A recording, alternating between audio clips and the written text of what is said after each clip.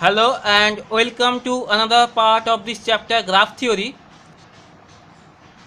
In the previous part we have discussed about incidence matrix for non-directed graph.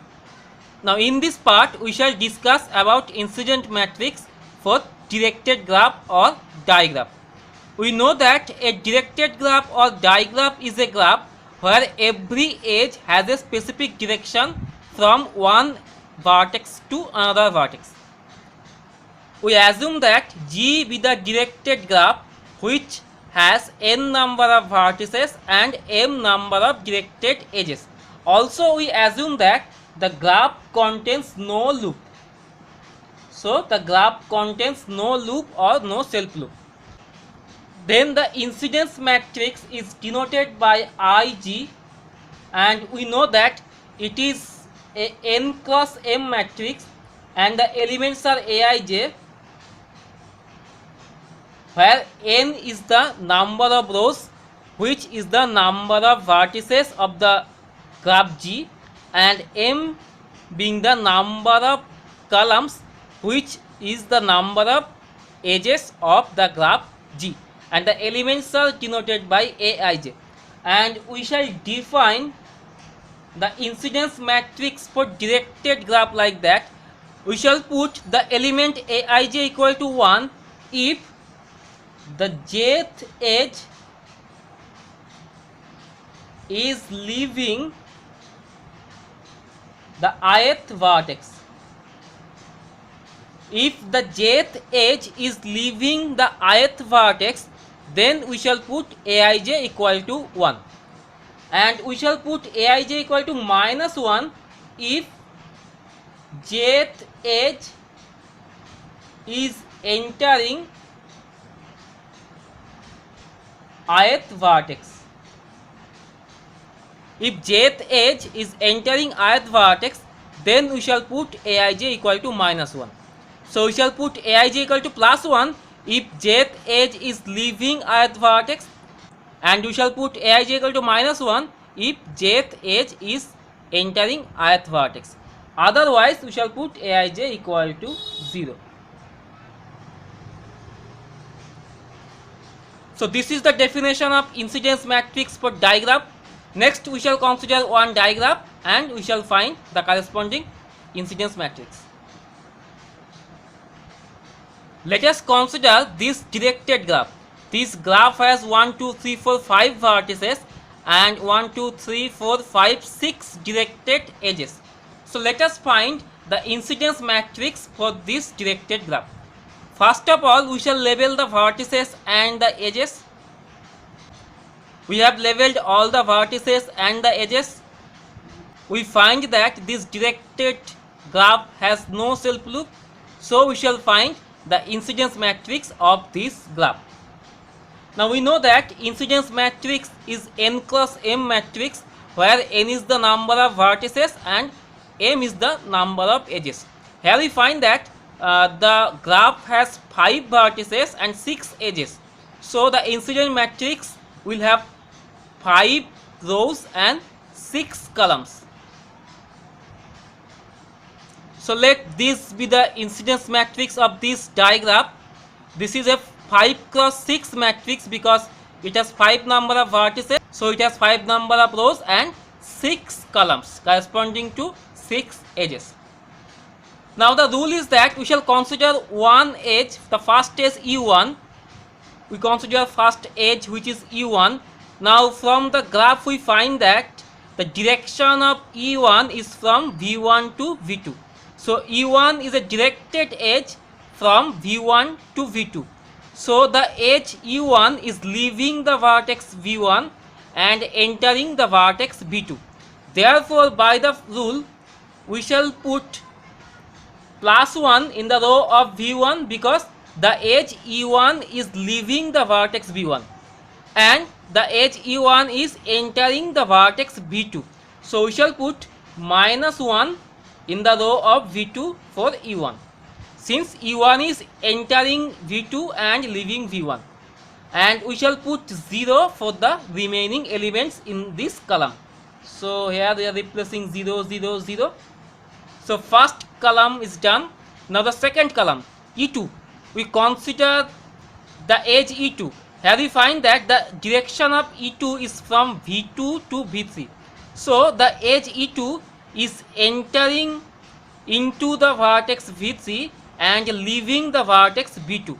So in the column of E2, we shall put +1 in the row of V2 and we shall put -1 in the row of V3, because the edge E2 is leaving the vertex V2 and it is entering into the vertex V3.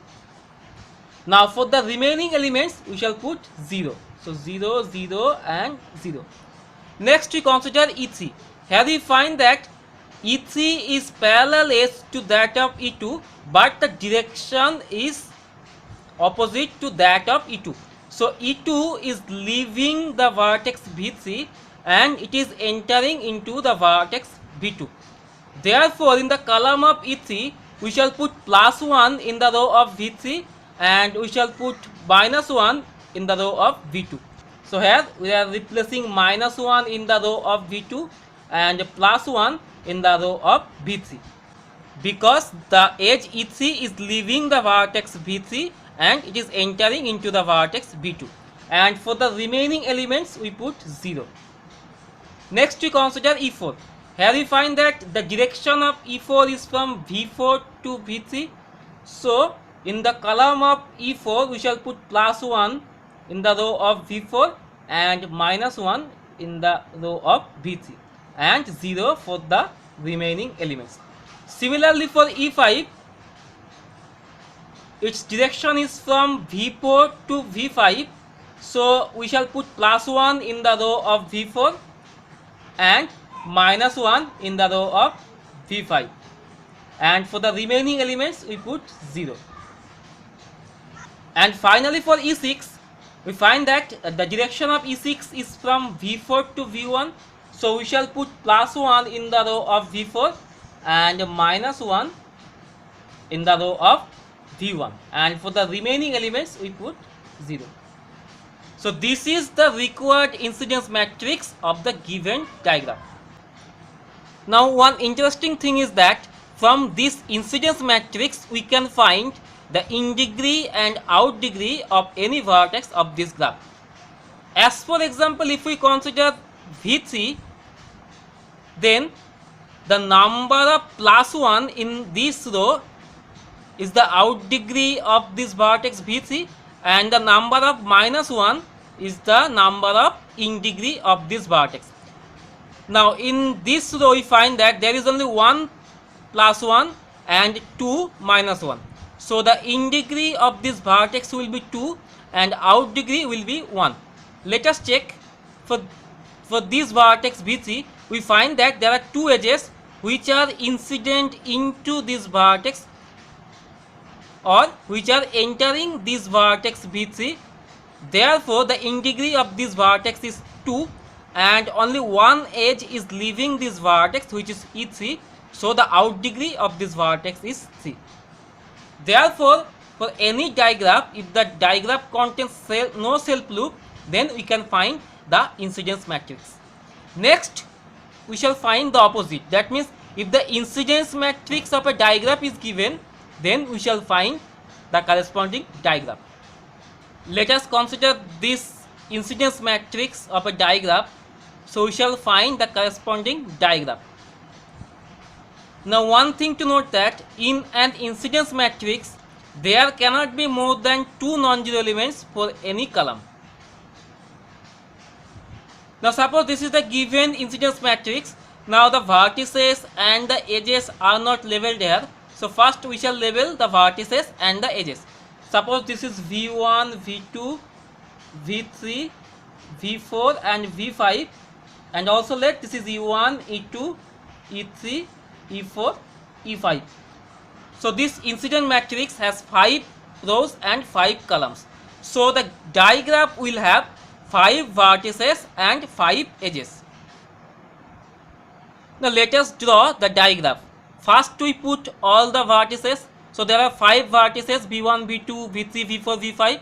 So we have plotted all the 5 vertices, V1, V2, V3, V4 and V5. Now we shall draw the corresponding edges or directed edges.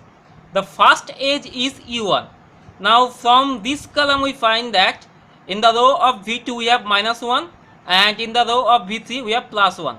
Then by the rule we know that E1 is directed from V3 to V2 because this edge must be entering to the vertex V2 and it must be leaving the vertex V3.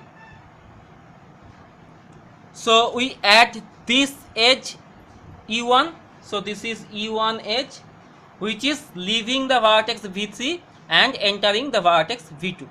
Next we consider E2. Now from this column we find that this is -1 in place of V2 and +1 in place of V5.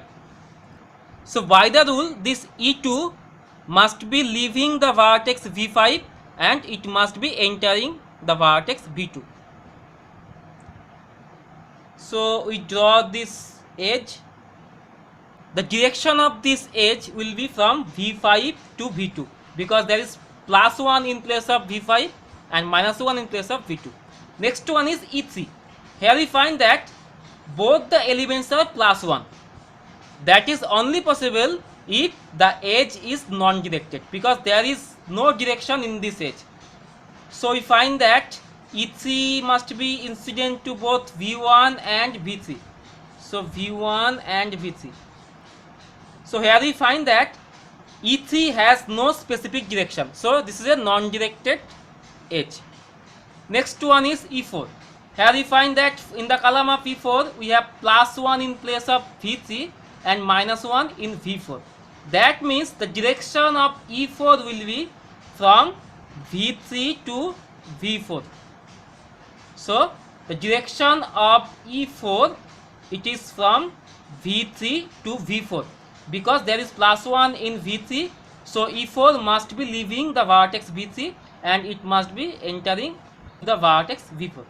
And finally for the edge E5 we find that there is +1 in V4 and -1 in V5. That means the edge E5 is directed from V4 to V5. So the direction of E5, so this is E5 and the direction is from V4 to V5. So this is the required graph which has 5 vertices and 5 edges. This is actually a partial directed graph because the 4 edges have some specific direction but the edge E3 has no direction. So this is a partially directed graph. With this we complete this part. In this part we have considered incidence matrix for directed graph. In the next part we shall consider adjacency matrix. So see you in the next part. Until then, thanks for watching.